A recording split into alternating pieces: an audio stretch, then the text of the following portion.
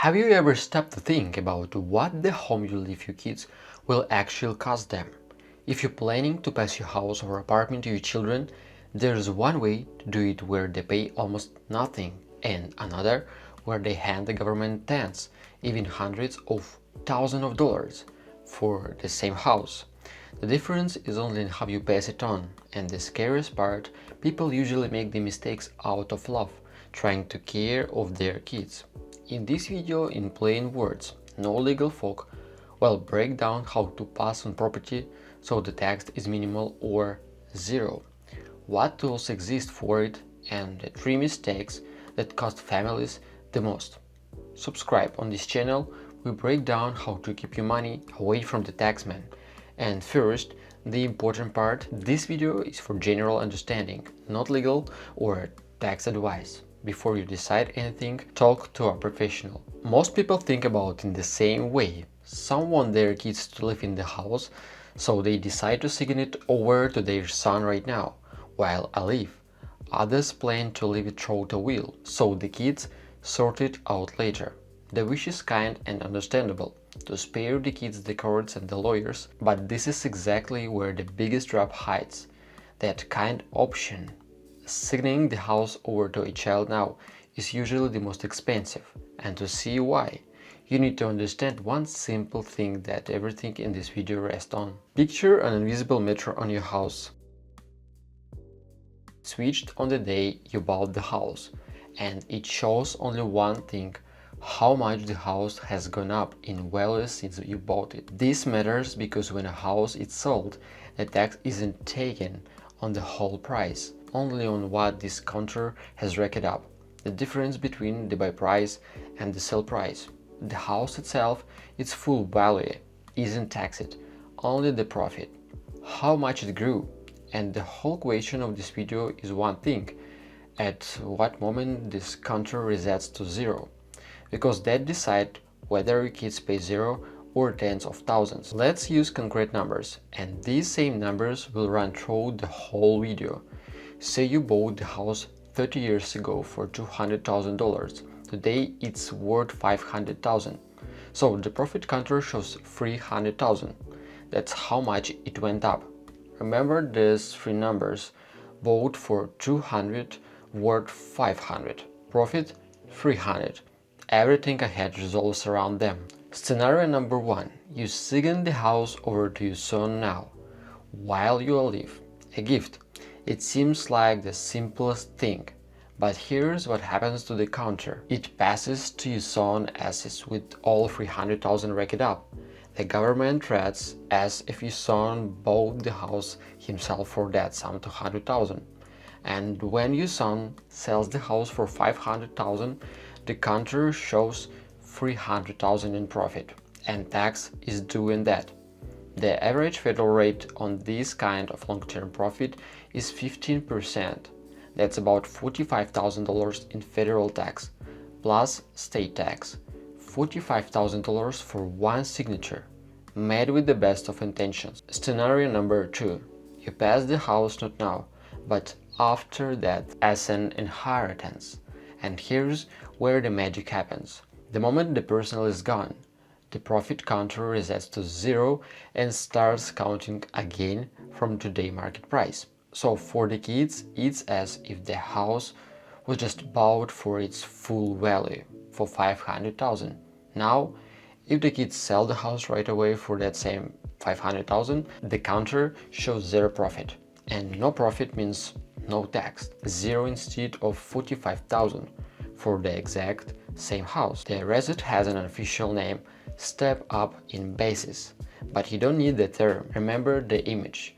Pass it after that, the counter reset. Gifted while alive, the counter stayed. That's the whole difference. Let's say it once more, very short, so it sticks: the same house, the same kids. Gifted while alive, the kids pay about $45,000 in tax, left as an inheritance. The kids pay zero. The tens of thousands difference comes purely from when you passed the house, before or after. So what it feels like here, I will sign it over now so they don't suffer later, can actually cost the kids a new car, maybe several. The same step, done differently costs them nothing. A real case, how it hits a real family. And to show you this isn't theory, a typical, very common case. A woman, let's call her Carmen, bought her house back in '92 for $60 to $100. In 2020, a neighbor told her to add her daughter to the house papers, said it would avoid court. Carmen went and did it, paying just $30 in fees. In 2025, Carmen passed away. By then, the house was worth $340,000. The daughter sold it right away to split the money with her brother, but here's the trouble. The daughter had owned half the house since 2020 at her mom's old price, so half of all depreciations was counted as her profit, and her tax bill came to about $21,000. And here's the kicker: the brother, who got his half throughout the will, that is, after that paid zero, the same house, the same kids, one sale, a $21,000 difference only because of one line in the papers, signed with the best of intentions. And here's the important to separate the things people constantly mix up. There's a separate tax, the estate tax, on large fortunes. It only affects the very wealthy. Under the 2026 rules, it starts at about $15 million per person. If your whole estate is under 15 millions, and that's almost everyone, this tax doesn't touch you at all. So that's not what to fear. The real risk for a normal family is exactly the profit tax, the counter we've been talking about. Don't mix them up. The estate tax is for millionaires, the profit tax on a house is for everyone else, and people lose on it mostly out of not knowing. Since we're on mistakes, here are the three that cost families the most. Check that you're not about to do any of them. Mistake 1, the most common and most expensive: adding a child as an owner of the house now, while you are alive. It seems like a handy way to pass it on without court. At the moment you add your son or daughter to the papers, the law treats it as a gift of a half the house, and on that half the counter won't reset, just like in Carmen's case. Worse, now it's their property too. If your child has debts, their creditors can come after that half. If they divorce, the house can get pulled into the split, and if there's still a mortgage on the house, the bank can legally demand in rebate of it owns. One trip to sign a paper and the family loses thousands. Mistake number 2, gifting or signing over the house too late, right before a nursing home. In the United States, there is a program, Medicaid, that pays for long-term care for low-income people, but it has a hard rule. It looks 5 years back. If you transferred the house in those last 5 years before you needed the care, they can deny you help and make you pay it out of pocket. So this is done in a rush at the last moment. Mistake 3, the opposite, doing nothing at all.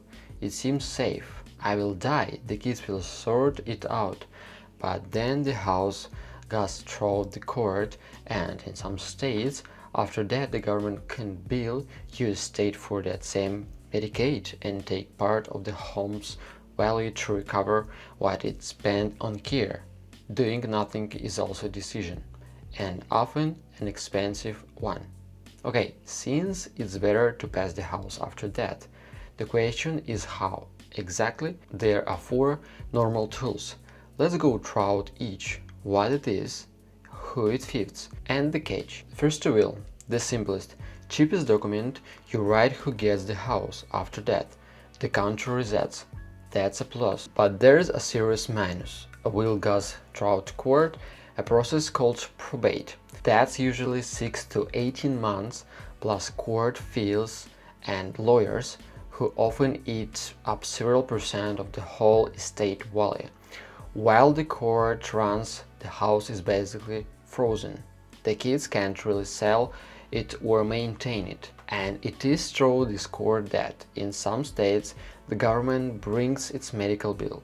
Second, a revocable living trust. Usually the most conventional option, the house is put into trust, but while you live, you fully control it. You can sell it, change it your mind anytime. After that, the house passes to kids immediately, without court, and the contract resets just the same. A big plus is flexibility.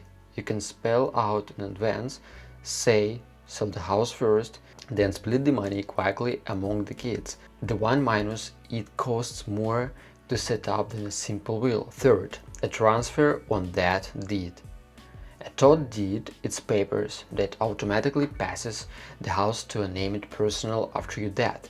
No court, and the contract resets, simpler and cheaper than a trust. Available in about 30 states, but there's a catch. If you have, say, 3 kids, they become co-owners, and then any repair, rental or sale needs all 3 to agree a common source or family fights for complex situations. Multiply marriages, minor children, this one doesn't fit. Fourth, a lady bird deed, a deed that keeps you lifetime rights. The narrowest one, officially it works in just 5 states: Florida, Texas, Michigan, Vermont, and West Virginia. The principle is like a trust. While alive, you're the full owner.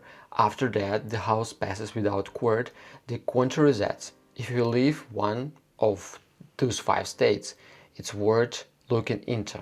That is the main thing. Whichever of the 4 you pick will. Trust, transfer on that, or lady bird. They all do same thing.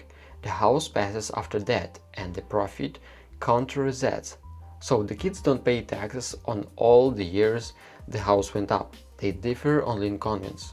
How fast, how court-free, how fight-free. And what you definitely shouldn't do: give the house or add the kids as owners now, while alive.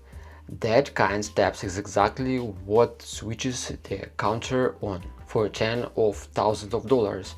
One bonus at the end: if the kids actually live in the house as their main home for a couple of years, they may, on top of that, avoid tax on up to $250,000 on profit, but only if they truly live there, which those fits you, depends on your state, family, and the amount. So before you set anything up, see a professional, a tax advisor or an estate attorney in your state. One such consultation can save your kids more than everything else combined.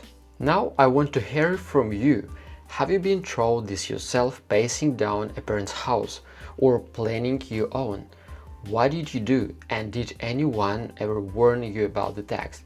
Share your story in the comments below. Your experience could save someone else in this exact situation thousands of dollars, and I read every single reply. Thank you guys for watching. Subscribe on this channel, like this video, and bye bye.